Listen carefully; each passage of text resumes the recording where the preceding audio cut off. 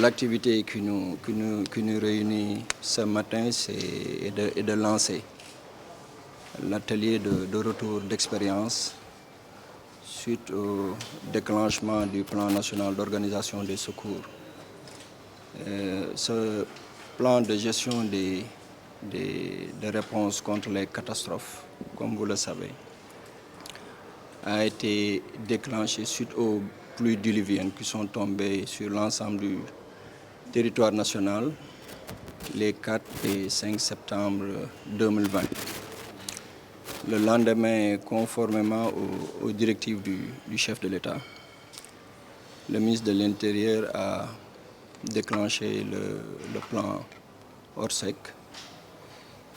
Et à partir de ce jour, des actions ont été menées sur le terrain. Des actions coordonnées et placées sous l'autorité du ministre de l'Intérieur.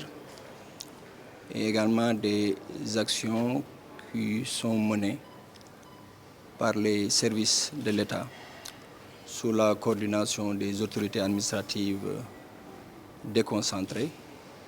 Il faut également ajouter que compte tenu de l'ampleur du catastrophe et conformément également au dispositif du plan Orsec, d'autres acteurs y ont concouru. Je veux citer les collectivités locales, les organisations étatiques, non étatiques, et je citerai volontiers la Croix-Rouge sénégalaise qui, conformément à sa mission, a vraiment assisté l'État dans cette mission régalienne. Les inondations de cette année, comme nous l'avons dit, c'était au mois de septembre.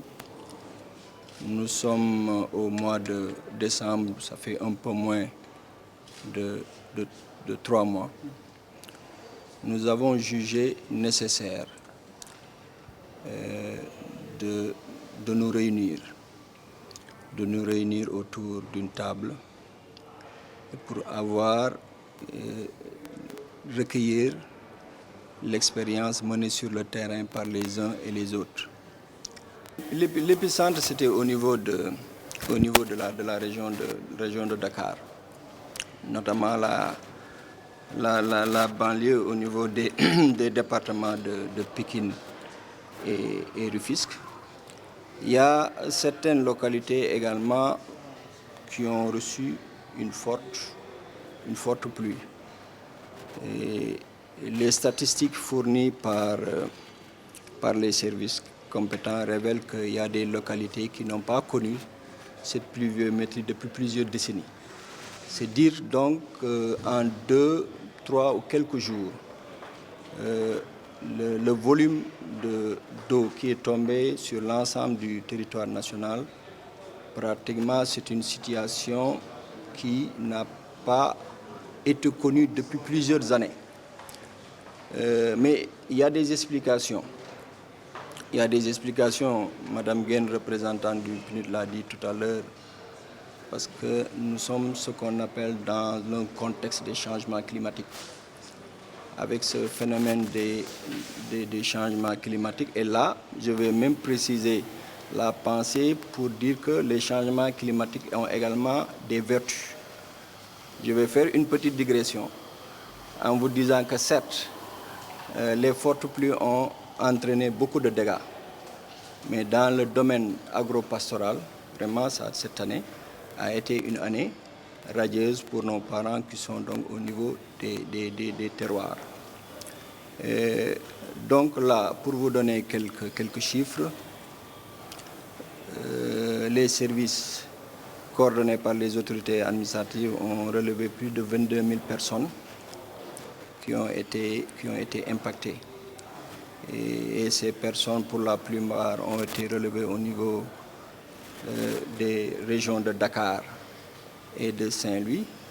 Et également, comme je l'ai dit tout à l'heure, ce phénomène a touché toutes les régions. Le Sénégal dispose de 14 régions, peut-être à des intensités différentes, mais sur l'ensemble du territoire, beaucoup de sites ont été localités ont été inondées. Et dès les premières estimations, le mécanisme a été déclenché. C'est mis donc en branle pour apporter, comme je l'ai dit tout à l'heure, aide et assistance aux populations impactées. Pour le moment, le plan n'a pas encore été levé, puisqu'il y a encore des actions qui sont en train d'être menées. Je pense qu'à la date jusqu'à la dernière décade du mois de novembre, la Brigade nationale des sapeurs-pompiers, le colonel Diatta va nous, comme je disais tout à l'heure, va nous délivrer un message sur l'intervention de la Brigade nationale des sapeurs-pompiers, surtout au niveau de la région de Dakar, a pu sortir, donc pomper plus de 10 millions de mètres cubes. Là, c'est des efforts qui sont permanents, parce qu'en réalité, il faut également prendre en compte certains éléments. Face à cette situation, il est naturel que les pays puissent prendre des dispositions pour préserver les communautés, nos économies face à ces changements climatiques. Aujourd'hui, en tant que programme des Nations Unies pour le développement, nous nous soucions un peu du développement des pays vulnérables tels que le Sénégal. Vous le savez, le Sénégal fait partie des pays les moins avancés, les PMA. Et par rapport à cette situation de PMA, nos économies sont vulnérables. Nous devons faire face à un besoin de lutte contre la pauvreté. S'y ajoutent maintenant ces difficultés qui sont liées à des catastrophes naturelles, il est évident que ça va fragiliser nos économies. Nous, en tant que PNUD, Programme des Nations Unies pour le développement, nos efforts sont plutôt concentrés sur la partie stratégique. Ça veut dire que stratégiquement, comment faire en sorte que ces questions soient bien prises en compte dans les documents de planification, parce que pour faire face, il faut le prendre en amont. Donc, prendre ces questions dans les documents de planification, notamment dans le PSE. Nous avons vu que dans le PSE 2, par exemple, il y a un objectif spécifique qui vise à renforcer la résilience des communautés face au changement climatique. Ça, c'est un pas assez important qui a été fait dans ce PSE, qui permet maintenant de positionner cette question dans les documents de stratégie. Mais aussi faire en sorte qu'au niveau sectoriel, au niveau des différents secteurs, qu'on puisse prendre en compte aussi cette dimension. C'est vrai qu'il faut le prendre en compte de façon macro, dans la planification macro, mais sectorielle. Suite aux inondations de cette année, ce que nous avons pu faire, c'est de mobiliser des ressources pour accompagner des réflexions pareilles qui devraient nous fournir des orientations sur comment, des informations sur comment les différentes institutions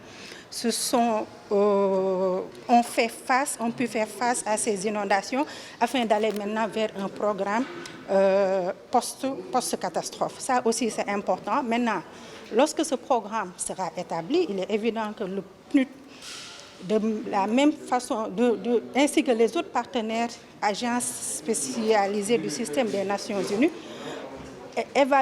examineront un peu les moyens qu'il faut pour accompagner le gouvernement dans ce programme de relèvement.